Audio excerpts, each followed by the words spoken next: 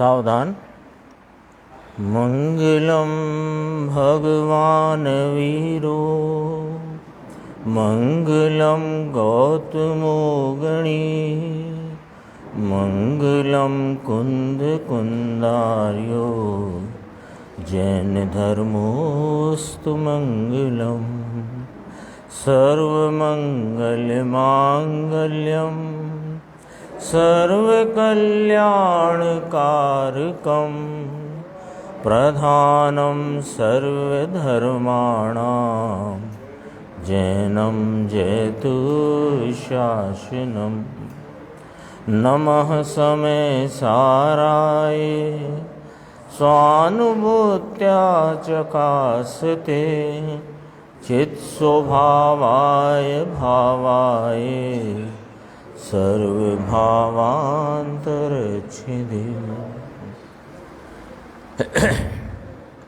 जैसा कि मुझे ज्ञात हुआ कि आज यहाँ विद्या निकेतन में पढ़ने वाले छात्रों का दीक्षांत समारोह है। ये वास्तव में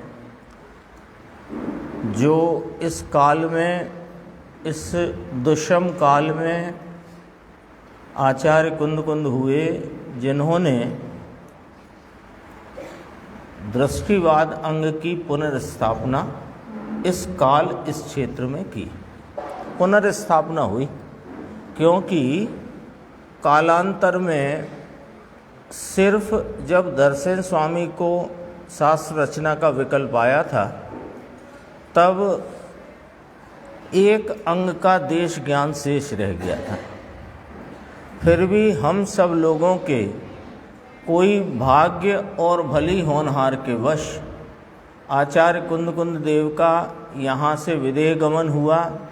वहाँ 8 दिन रहे, भगवान सिमंदर स्वामी की वाणी का साक्षात श्रवण किया और वहाँ से आकर के हमको यह परमागम रूपी भेंट उन्होंने देकर इस काल में, इस क्षेत्र में वो दृष्टिवाद अथवा यूँ कहें कि आत्मा को सीधा प्राप्त करने की विधि का यहाँ पर उन्होंने अपने सामने, अपने इस काल में, इस क्षेत्र में, इस कालखंड में पुनर्स्थापना की।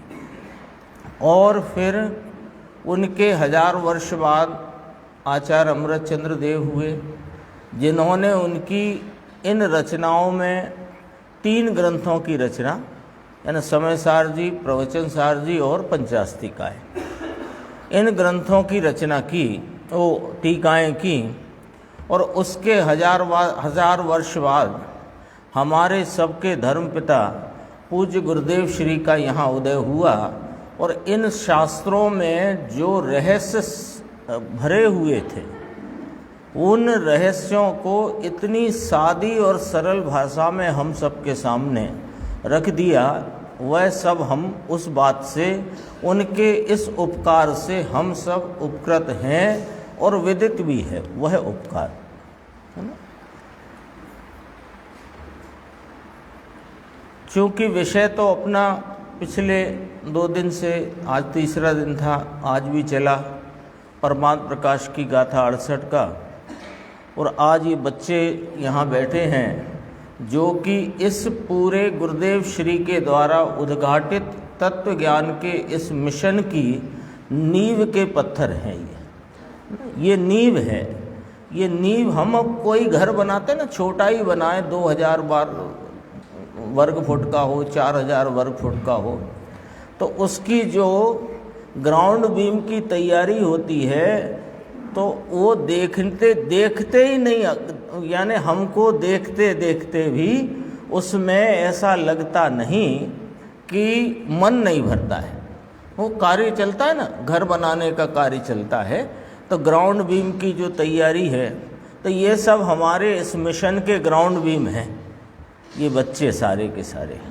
और इन बच्चों के द्वारा ये मिशन ऐसे ही बच्चे और फिर इनके आगे आने वाली पीढ़ियों में और आगे आने वाली पीढ़ियों में यदि इसी प्रकार संस्कार पल्लवित होते रहे और तत्व ज्ञान का सत्य बोध इनको होता रहा तो यह गुरुदेव श्री द्वारा उद्घाटित तत्व ज्ञान पंचम काल के अंत तक चलने में कोई बाधा आने वाली नहीं है। तो सबसे पहले तो जब कार्यक्रम होगा तब होगा ही, हम सबको इन बच्चों का एक बार करतल ध्वनि से अभिनंदन तो करना ही चाहिए। चूँकि विषय मैंने जानबूझ करके थोड़ा आज दोपहर की सभा में परिवर्तित किया है, बच्चों को भी ख्याल में आए वो बात, इसलिए हालांकि हम सब इस आत्म कल्याण के लिए उद्यमवंत हैं, आज से नहीं बरसों से, और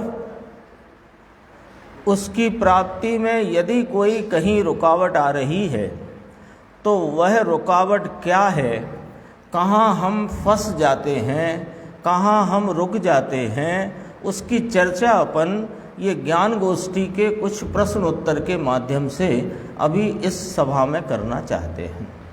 तो ये मैं चर्चा प्रारंभ करता हूँ। 622 नंबर का प्रश्न है, यहाँ दिख रहा होगा आपको, 622 नंबर का प्रश्न है ना। पहले प्रश्न पढ़ते हैं। शुभ अशुभ भाव में व्यवहार से भेद होने पर भी परमार्थ से नाम वास्तव में भेद मानने वाला घोर संसार में भटकेगा, ऐसा शास्त्र में कहा है। आती है ना 77 नंबर की गाथा प्रवचन सार जी परमागम में, है ना, कि जो पुण्य और पाप में यदि भेद करता है तो हिंडति घोरम पारम संसारम, स्पष्ट व्याख्या है उसमें। तो वहाँ से ही ये श्रोता को प्रश्न उपस्थित हुआ और उन्होंने ये प्रश्न गुरुदेव श्री के समक्ष रखा। उसके प्रश्न में यह बात उन्होंने अपने प्रश्न में स्पष्ट की कि शुभ भाव और अशुभ भाव, इसमें व्यवहार से तो भेद है साहिब, भेद तो है, शुभ भाव और अशुभ भाव में भेद तो है। फिर भी प्रवचन सार में आचार्य कुंद कुंद देव फरमाते हैं कि जो वास्तव में निश्चय से यथार्थतया परमार्थ से इन दोनों में भेद यदि करेगा तो घोर संसार में भटकेगा। अभी अपन थोड़ा विचार करके यह समझने का प्रयास करते हैं कि भेद है तो किस प्रकार है और भेद नहीं है तो किस प्रकार है। क्योंकि आचार्य कुंद कुंद देव ने कहा कि भेद करना नहीं, यानी कि भेद है नहीं। यदि भेद होता तो वे भेद करने वाले को संसार में भटकना पड़ेगा ऐसा कहते नहीं। तो भेद नहीं है तथापि भेद गिना जाता है। किस रीति से भेद गिना जाता है वह भी अपन समझ लेते हैं, और किस रीति से भेद नहीं वह भी समझ लेते हैं। और फिर गुरुदेव श्री क्या फरमाते हैं वो अपन देखेंगे। पहले प्रश्न ख्याल में आ जाए। देखो, शुभ भाव कषाय की मंदता रूप भाव है और अशुभ भाव कषाय की तीव्रता रूप भाव है। ख्याल में आ गया ना। शुभ भाव किसे कहना कि जो कषाय की मंदता के परिणाम है वे शुभ भाव हैं, और जीव की परिणति में होते कषाय की तीव्रता के भाव वे अशुभ भाव हैं। अब इनमें प्रश्नकार ने कहा व्यवहार से तो भेद है, तो कौन सा व्यवहार है, किस प्रकार भेद है। तो अपन समझें तो वास्तव में तो जीव की परिणति में होने वाले यह शुभ अशुभ भाव कषाय ही है। अभी अपन ने देखा ना, मंद कषाय और तीव्र कषाय, तो कषाय ही है ना। भले मंद और तीव्र का भेद है तो कषाय। तो फिर इनमें शुभ अशुभ ये दो भेद पड़े तो सच कहें तो ये भेद निमित्तों की अपेक्षा से पड़े।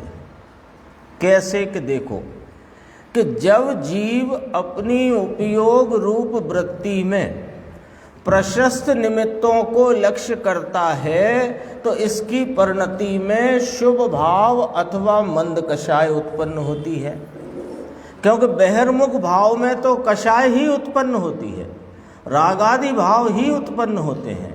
तो जब ये बहिर्मुख वृत्ति में प्रशस्त निमित्तों का, देवगुरु शास्त्र आदि का जब लक्ष्य करता है तो कषाय के मंद रूप भाव उत्पन्न होते हैं, ठीक है ना।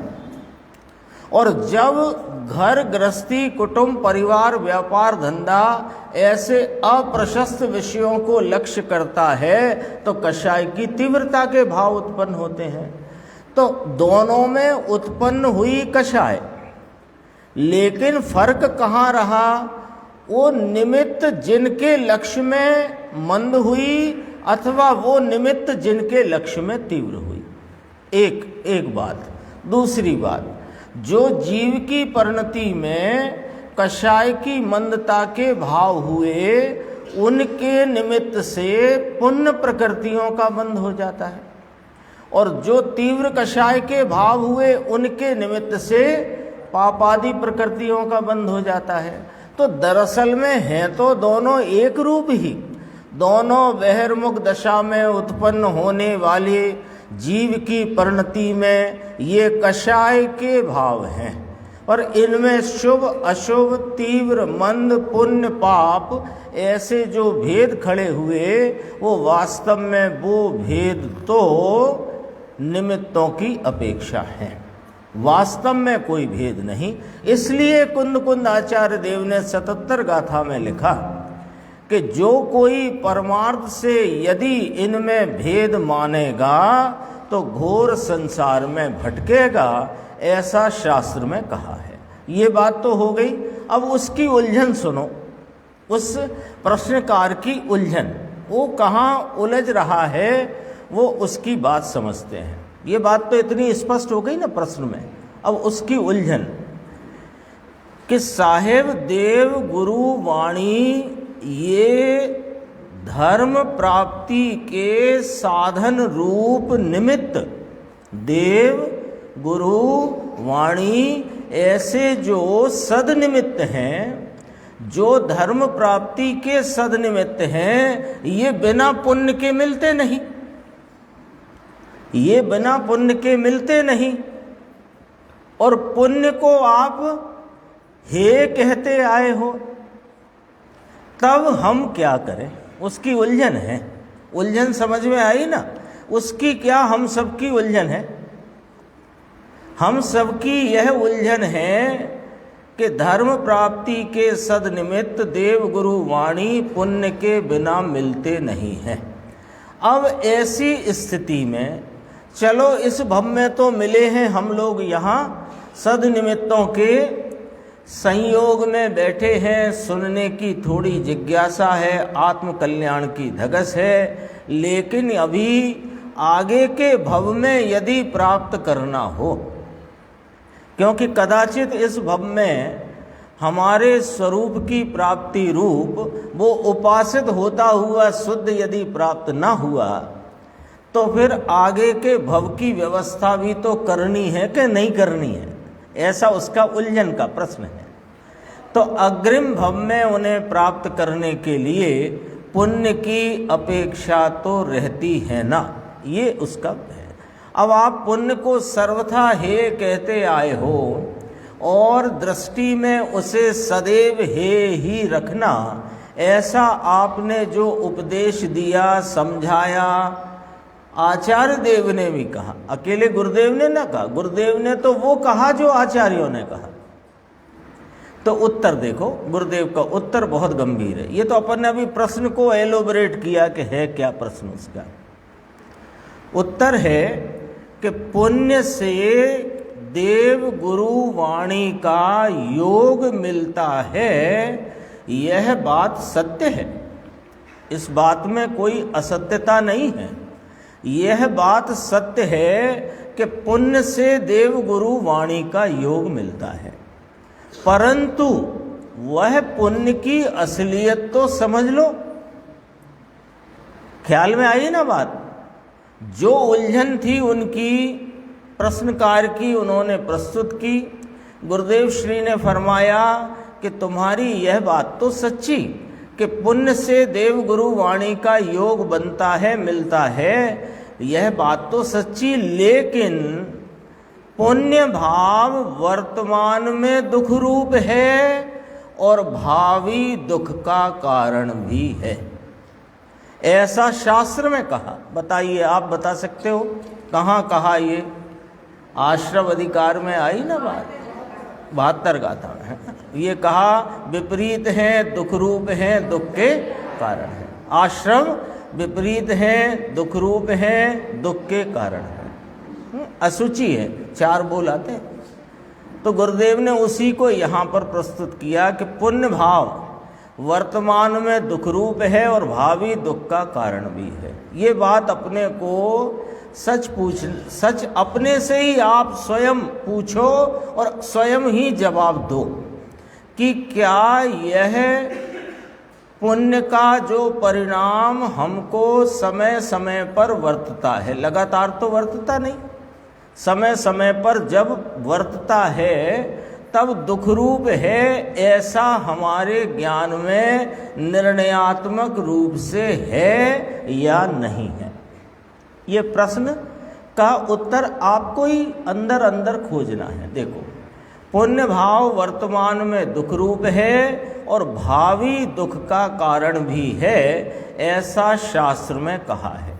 कैसे कि सुनो, कारण कि पुण्य से जो सामग्री मिलेगी, पुण्य तो कुछ फल देगा ही ना। बात पुण्य की थी तो पुण्य कुछ फल तो देगा ही। तो पुण्य जो फल देगा तो उससे सामग्री मिलेगी और उसके लक्ष्य से जो राग होगा वो दुख रूप है। यानी वर्तमान में जो पुण्य का राग है वो तो दुख रूप है ही, और उसके निमित्त से जो पुण्य प्रकृति आदि का बंध हुआ उनके निमित्त से जो सामग्री मिलेगी तो फिर ये उसमें जुड़ान करेगा। ये चल रहा था ना अभी अपने 6वीं गाथा के प्रकरण में, तो कहा कि उसके लक्ष्य से जो राग होगा वो दुख रूप है। अब देखो, थोड़ी बात कड़क है लेकिन स्वीकार करना होगी। भगवान की वाणी मिले और उस पर लक्ष्य जाए, वह राग भी दुख रूप है। कड़क है बात। लो, हम कह रहे हैं कि यहाँ 7 तारीख से इतना सुंदर शिविर का आयोजन है। सुबह भी 3-3 घंटे, दोपहर को 2.5 घंटे, शाम को 2-2.5 घंटे, 3 घंटे स्वाध्याय माने क्या? जिनेंद्र परमात्मा की वाणी का श्रवण करते हैं और उस पर लक्ष्य जाता है, वो दुख रूप है, क्योंकि ये सुख रूप नहीं है। दुख रूप क्यों है? हम वहाँ मान लो अहमदाबाद में कि मैं अशोकनगर में कि कहीं कोई अपने अपने घर पे थे और वहाँ पर जो कोई भी व्यापार हो, बहनों का घर गृहस्थी का काम हो, भाइयों का व्यापार का काम हो, कुछ भी हो, तो वहाँ से तो अच्छे रहे ना यहाँ आकर। लेकिन अच्छे रहे का अर्थ ये पूछते हैं हम, क्या सुख प्राप्त हुआ? क्योंकि सुख तो एकमात्र चैतन्य तत्व के आलम्बन में लगी हुई पर्याय में ही वेदन में आता है, संचेतन में आता है। उसका भोग, वो अतीन्द्रिय आनंद का भोग तो स्वरूप के लक्ष्य वाली पर्याय में ही होता है। तो यह बात तो भले कड़क है लेकिन सत्य है कि भगवान की वाणी मिले और उस पर लक्ष्य जाए तो वह राग भी दुख रूप है। शुभ राग आता है, होता है। अब अगला प्रश्न यहाँ किसी का हो सकता हो तो गुरुदेव ने पहले ही जवाब दे दिया। प्रश्न हो सकता हो ऐसा कि शुभ राग तो आता है साहब। अब हमारी आत्मार्थता की भूमिका है, जिज्ञासु की भूमिका है, हम तत्व को समझने के लिए प्रयासरत हैं, उसके निर्णय के लिए उद्यमवंत हैं, तो ये राग तो आएगा ना। हम कहाँ फेंके आए इस राग को? कि तुमको उस राग को हटाना नहीं है, उस राग को हटाने के चक्कर में नहीं रहना। वो राग इस भूमिका में जरूर ही आएगा। ये स्वाध्याय का राग, जिनेंद्र परमात्मा के प्रति भक्ति का, बहुमान का राग, ये राग तो जरूर ही आएगा, लेकिन ये राग धर्म नहीं है। यह बात अपने चित्त में और अपनी निर्णय की इस कोटि में, भूमिका में बिल्कुल जाज्वल्यमान रखना, उसको जागृत रखना। उस पुण्य के काल में जो कषायों की मंदता के भाव में जो आकुलता में कमी आती है, उसमें बह नहीं जाना है। आएंगे, होएंगे, किंतु चेतन का धर्म शुभ राग नहीं है। शुभ राग तो दुख रूप ही है।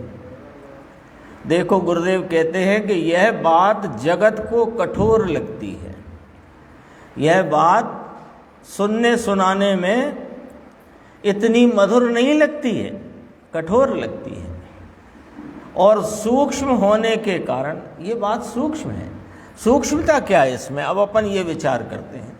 गुरुदेव श्री ने कहा कि यह बात जगत को कठोर लगती है और सूक्ष्म होने के कारण अंतर प्रवेश होना कठिन है, परंतु क्या करें, सत्य तो ऐसे ही है, यही सत्य है। तो यहां विचार करते हैं कि इसमें सूक्ष्मता क्या है। सूक्ष्मता तो उसमें चल रही थी अपनी 68 गाथा में कि पर्याय को पर्याय करती है, द्रव्य नहीं करता, द्रव्य बंध मोक्ष को नहीं करता। इसमें कौन सी सूक्ष्मता है, ये थोड़ा विचार करते हैं। इसमें यह सूक्ष्मता है कि शुभ राग अभी आएगा। अभी अपन आत्मार्थता की भूमिका है, जिज्ञासु की भूमिका है, तत्व निर्णय में उद्यम बंध की भूमिका है।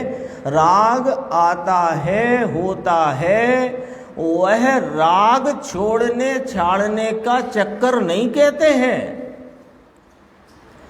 गुरुदेव ने एक जगह ये बात कही कि राग मिटाने का उपदेश जिनवाणी में नहीं कहा। देखो लो, राग तो मलिन भाव है ना, तो मलिन भाव को मिटाने का उपदेश नहीं कहा जिनवाणी में। तो कहा कि उपदेश की शैली में भले कहा हो, पर उसका मर्म ये है ही नहीं कि राग को मिटाने का तुम उद्यम करो, ये नहीं है। तो क्या है फिर, मामला क्या है? मामला इस प्रकार है कि जो उसका न्याय है, देखो, जो राग वर्तमान परिणाम में उपस्थित हो गया उसे कैसे मिटाओगे, और जो अभी आया नहीं है वो कैसे मिटाओगे? आपके सामने ही प्रश्न है, न्याय है, लॉजिक से बात है। जो राग अभी उपस्थित हो ही गया है उसे कैसे मिटाओ, वो तो अगले समय चला जाएगा। और जो है ही नहीं अभी, जिसका सत ही नहीं, उसे कैसे मिटाना? तो राग मिटाने का उपदेश जिनवाणी में नहीं है। दरअसल में जिनवाणी में तो उस वीतराग तत्व के आलम्बन का उपदेश है कि जिसका आलम्बन लेने पर राग उत्पन्न नहीं होता। उपदेश तो इसका है। इसलिए यहाँ सूक्ष्मता ये है, हमको लगता है कि शुभ राग भी यदि है और हमारी इस आत्मार्थता की भूमिका में वह तो होता ही है, आता ही है, इस राग को हम कहाँ ले जाएं? कि तुम कहीं मत ले जाओ उसको। जो होते हुए राग को अपने से भिन्न जानने का और हे रूप जानने का निर्णय करो। तुम्हें राग को हटाना मिटाना का ये कार्य तुम्हारा है नहीं, करना भी नहीं है। करना तो सिर्फ इतना है कि जिसके आलम्बन में राग नहीं होता उसका आलम्बन लेना है और उसी के आलम्बन में रहना है। ये है अपना जो ट्रैक होना चाहिए, वो ये वाला है ना। क्योंकि जो उपयोग स्वरूप जीव है ना, तो इसके उपयोग की दो ही दिशा है, तीसरी कोई दिशा नहीं, या तो बहिर्मुख या तो अंतर्मुख। बहिर्मुख दिशा में वर्तते उपयोग में रागी को नियम से राग होता है, भले ज्ञानी ही क्यों ना हो। और अंतर्मुख अवस्था में बिल्कुल जघन्य भूमिका वाला हो, चौथे गुण स्थान वाला भी, वो जितना उसका स्वरूप के आलम्बन में वर्तता उपयोग है, वहाँ राग की उत्पत्ति नहीं होती। और राग मिटाने का यही उपाय है। इसके संबंध में एक प्रश्न और आएगा, उसकी भी चर्चा अपन देखेंगे। देखो ये गुरुदेव श्री ने ये लिया है 625, निकाल लेना भाई थोड़ा, मैं इसमें प्रश्न उत्तर पूरा नहीं पढ़ रहा, सिर्फ इतना पढ़ रहा हूँ। निचली भूमिका में तो निकल आया 625,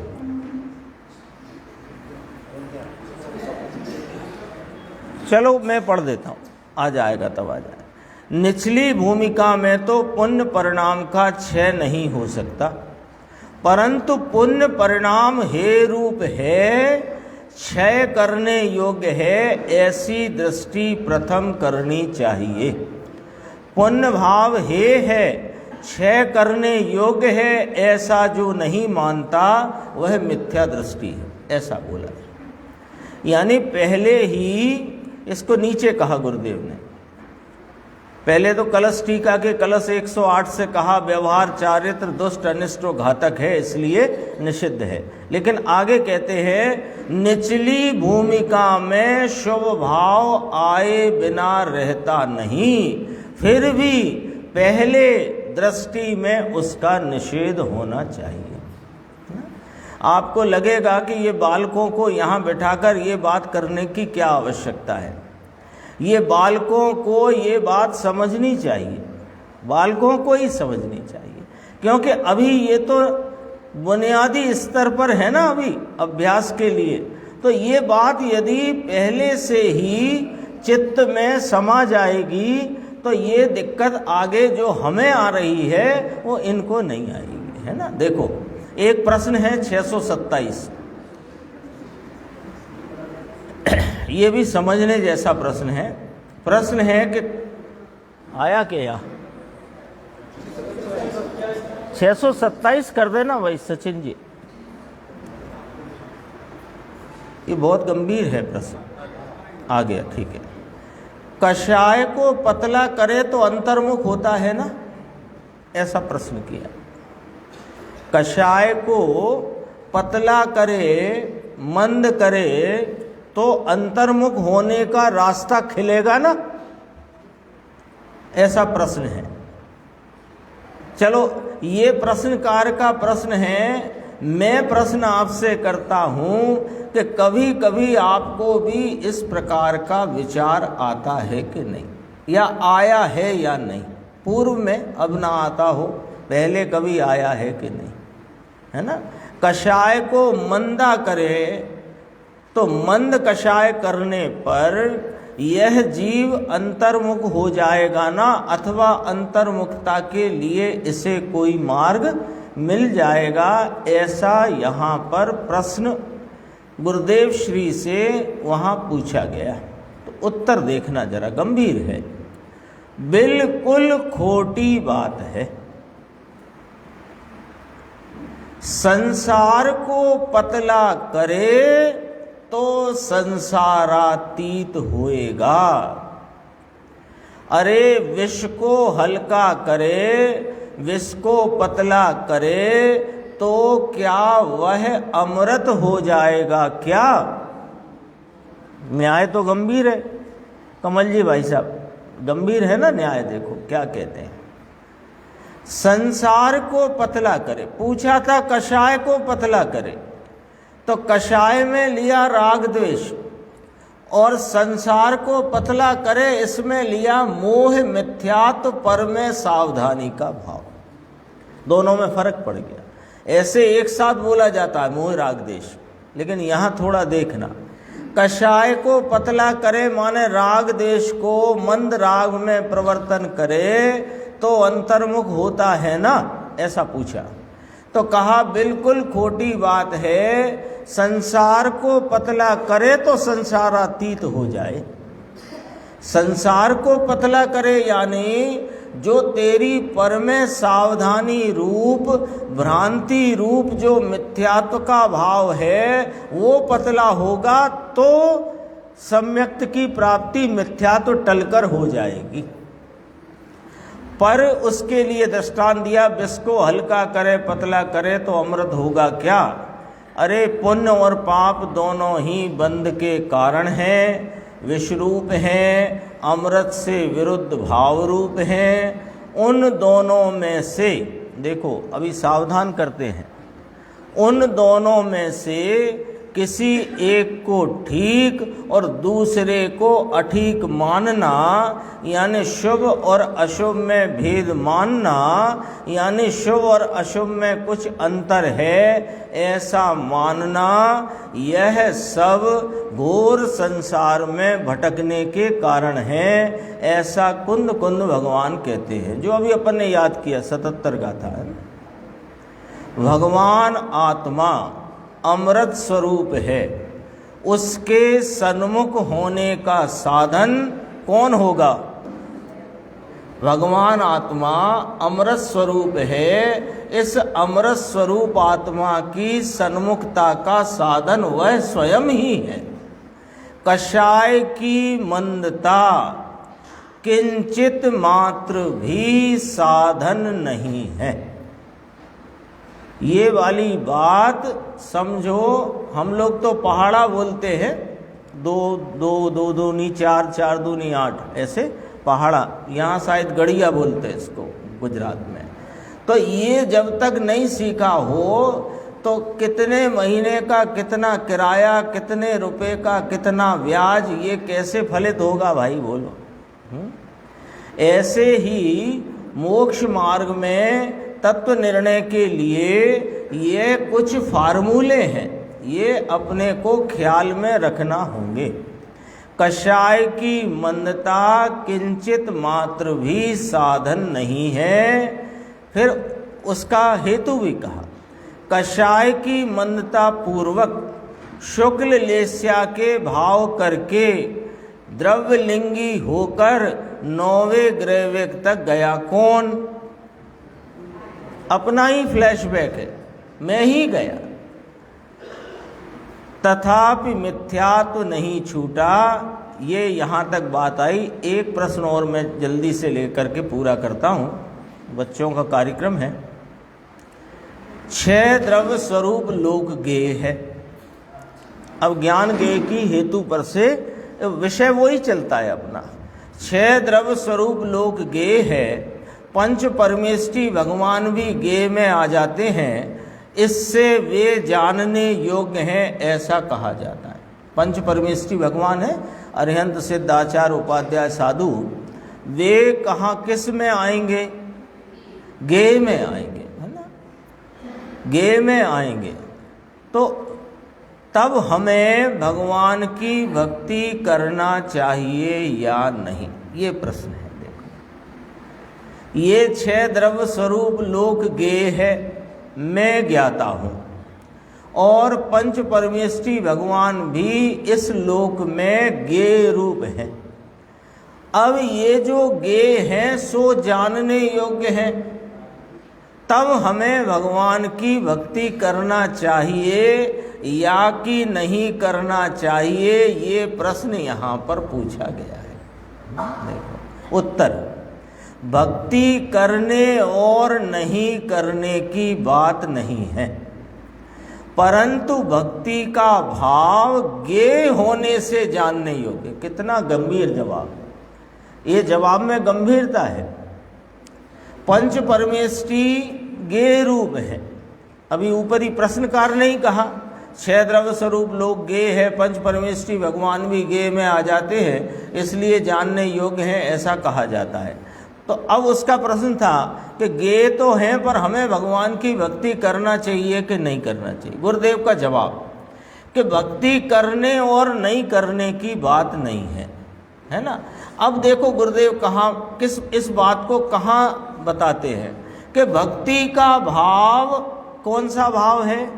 शुभ राग रूप भाव है, वो भी गेय रूप भाव है, वो उपादेय रूप भाव नहीं, करने योग्य नहीं, उसके करने से जीव को लाभ कोई होता नहीं।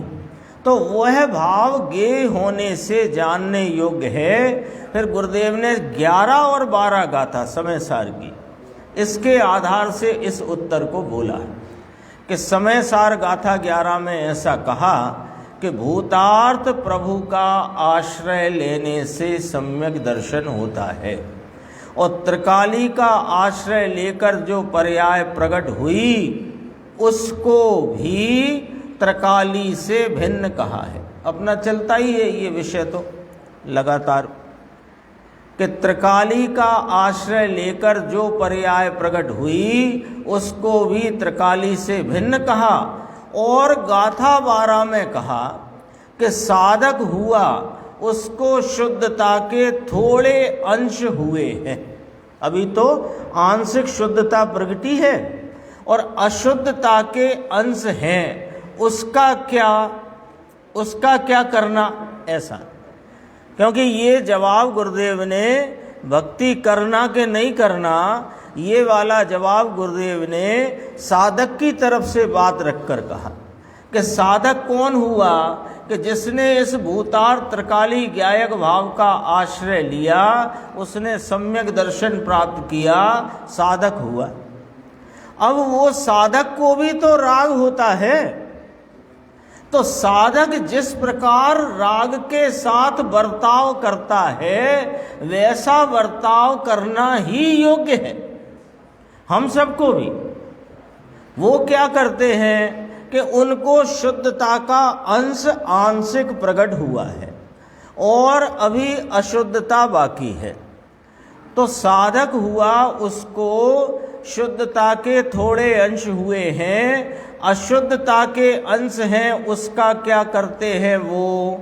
तो कहते हैं कि ये शुद्धता का अंश और अशुद्धता जो पर्याय में है वह जानने योग्य है। ते काले जाड़े लव प्रयोजन वांछे।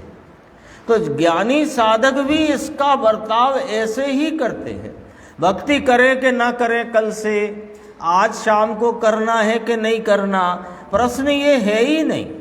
प्रश्न ये है कि यदि ज्ञानी हो तो इस भाव के आने पर वो क्या बर्ताव करते हैं, वो इस भाव को किस तरह देखते हैं, जानते हैं कि वे इसको अपने से भिन्न राग रूप, अपने स्वभाव से विपरीत जानते हैं। अशुद्धता का भाव है, उस काल में जानने योग्य है। तो हमें भी अभी इस भूमिका में जो शुभ राग के भाव होते हैं, आते हैं, वे जानना कि ये राग रूप भाव हैं, असुचि हैं, दुख रूप हैं, दुख के कारण हैं, विपरीत हैं। यह जानना विपरीत है यानी ये मेरा स्वभाव नहीं है। तो अपना जो स्वभाव भूतार्थ प्रभु है उसका आलम्बन लेने से सम्यक दर्शन प्रकट होता है, और वह सम्यक दर्शन ही वास्तव में इस चैतन्य पदार्थ का धर्म रूप भाव है, कल्याण रूप भाव है। और इस भाव के आगे इसी भाव में वृद्धि होने से, शुद्धता में वृद्धि होने से वो योग्यता उन अशुद्ध भावों की भी घटती चली जाती है और पूर्ण शुद्ध भाव की प्राप्ति होती है। हमारी आपकी परिणति में भी ऐसा शुद्ध भाव प्रकट हो, इसी मंगल भावना से ये अभी की वाणी को विराम दे।